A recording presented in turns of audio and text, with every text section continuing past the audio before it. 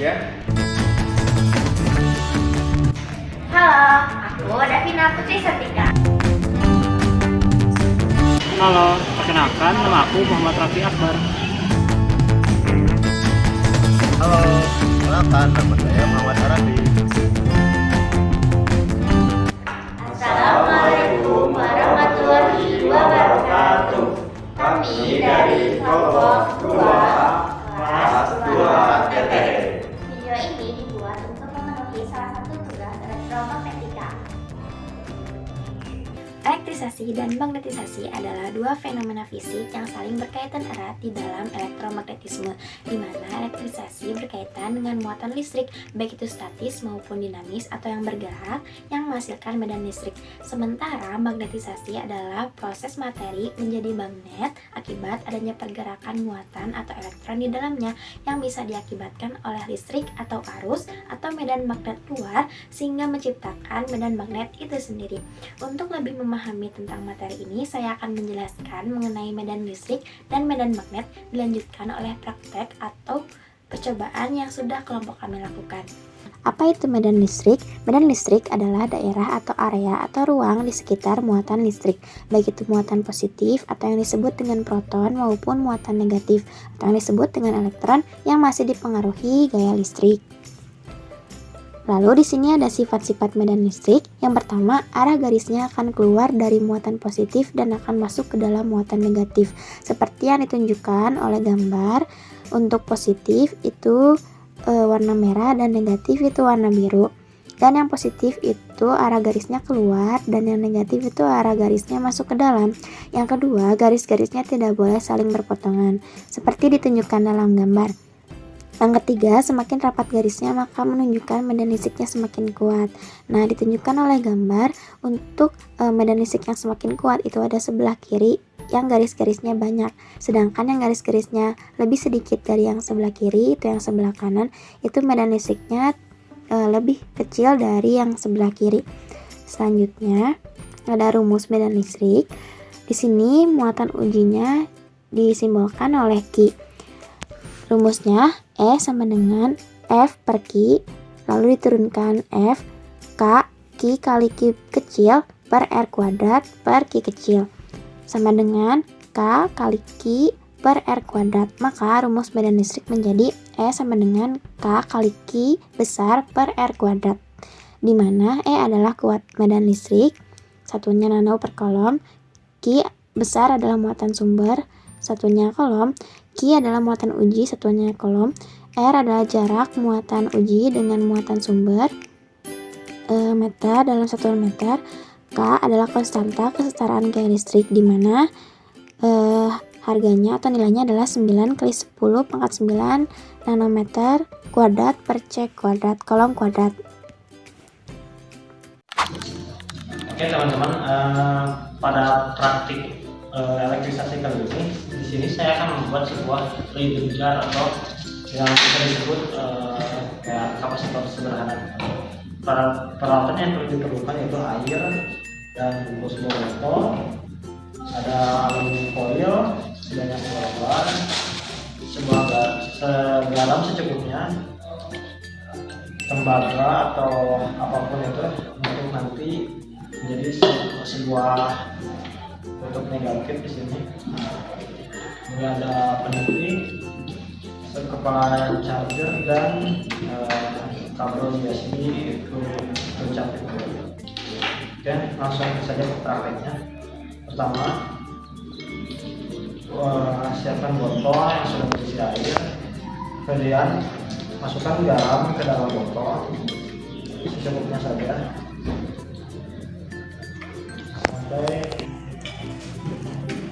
sampai si botol terisi air dalam botol terisi oleh garam. Ya, garam sudah masuk, tutup kembali botol, kocok garam dalam botol belum tercampur oleh air semua. Ya, pastikan tidak ada garam yang tidak larut. Kalau sudah, lubangnya tutup botol menggunakan peniti seperti ini. Pastikan ujung dari peniti terendam oleh air dalam botol. Pastikan peniti terendam oleh air dalam botol, dan ini akan yang nantinya akan menjadi kutub positif dari si layar jar. Kemudian kalau sudah, selimuti botol menggunakan aluminium foil.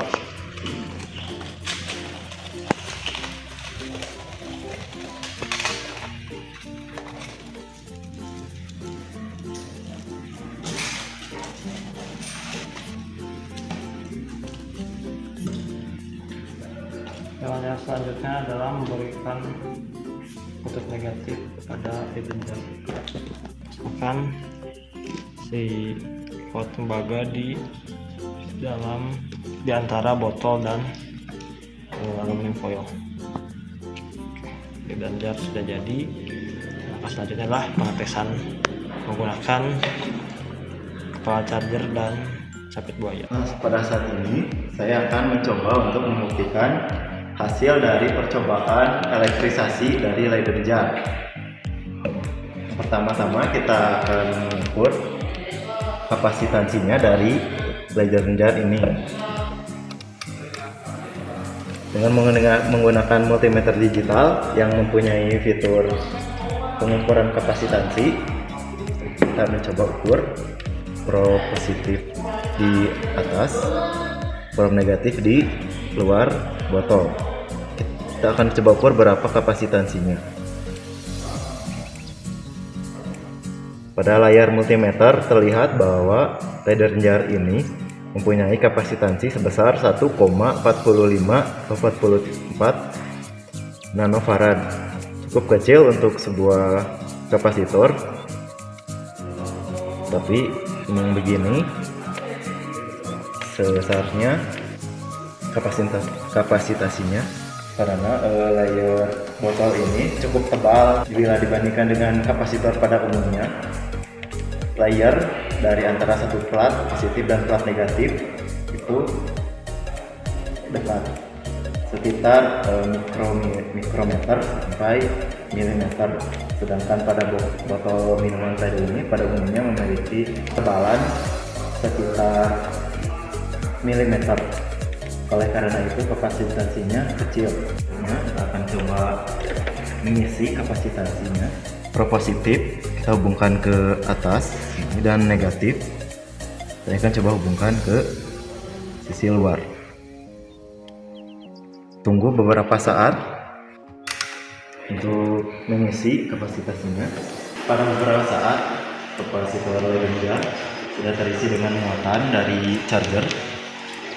Untuk mengukur tegangannya, nyalakan multimeter, kan pada voltase, pengukuran voltase DC. Kita cabut kedua probe dari charger tersebut, lalu kita ukur.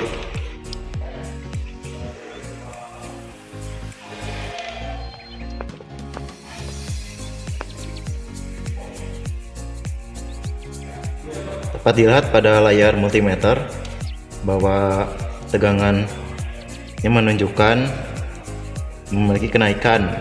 Pada saat ini tegangannya berangsur naik dari 100 mV, 300 mV,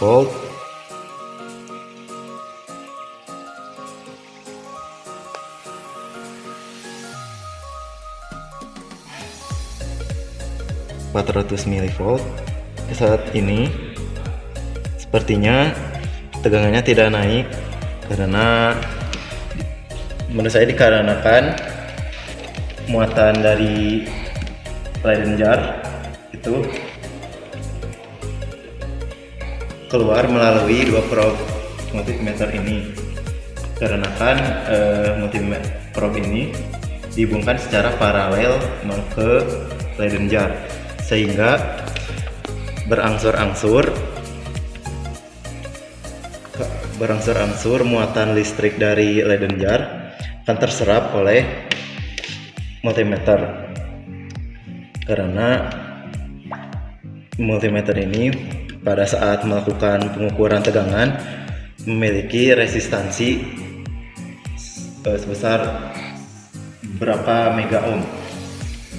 Oleh karena itu, kebetulannya pada Leiden ini memiliki kapasitas yang kecil yang mengakibatkan muatan listrik yang bisa tangkap oleh Leiden ini kecil, sehingga pada saat pengukuran pada layar multimeter tidak menunjukkan bahwa tegangannya 5 volt karena sudah terlebih dahulu muatannya didisipasikan oleh multimeter tersebut. Sekian. Untuk lebih memahami tentang eksperimen elektrisasi tadi, kita lanjut ke contoh soal. Sebuah kapasitor botol dihubungkan ke sumber tegangan 9 V dan memiliki kapasitansi sebesar 300 pF. Ditanyakan A. Besar muatan pada kutub positif, B. Besar muatan pada kutub negatif.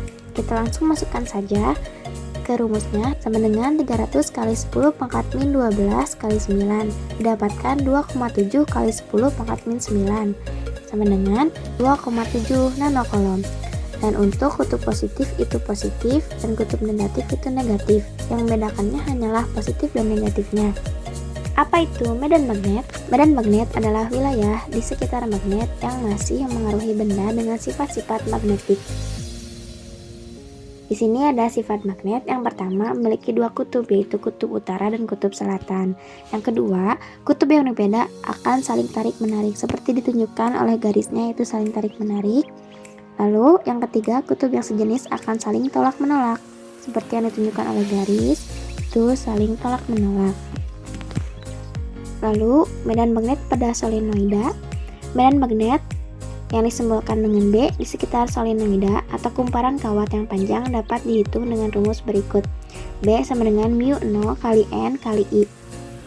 Keterangannya, B sama dengan medan magnet dalam Tesla atau T besar, mu 0 atau permeabilitas vakum dengan konstanta magnetik dalam H per M dengan nilai sekitar 4V kali 10 pangkat min 7 Tm per A. N adalah jumlah lilitan persatuan panjang atau jumlah lilitan per meter, dan I adalah arus listrik yang mengalir melalui solenoida atau dalam ampere, disimbolkan oleh huruf A besar. Oke, langsung aja kita ke percobaan yang kedua, yaitu magnetisasi. Pertama-tama, siapkan alatan bahannya. Kemudian, di sini kita mempunyai kabel, email, atau tembaga.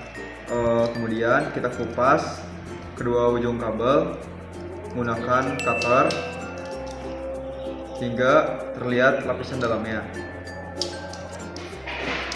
Setelah selesai terkupas, lanjutkan dengan melilitkan kabel email tersebut kepada baut atau besi yang berbentuk silinder. Usahakan lilitan rapat dan rapi agar medan magnet yang dikeluarkan lebih kuat. Langkah selanjutnya, ketika sudah dililitkan seperti ini, maka hubungkan dengan kedua kutub pada baterai, yaitu kutub positif dan kutub negatif. Kemudian, setelah terhubung seperti ini, maka lakukan percobaan atau pengetesan dengan menggunakan peniti atau besi apapun itu. Lakukan percobaan.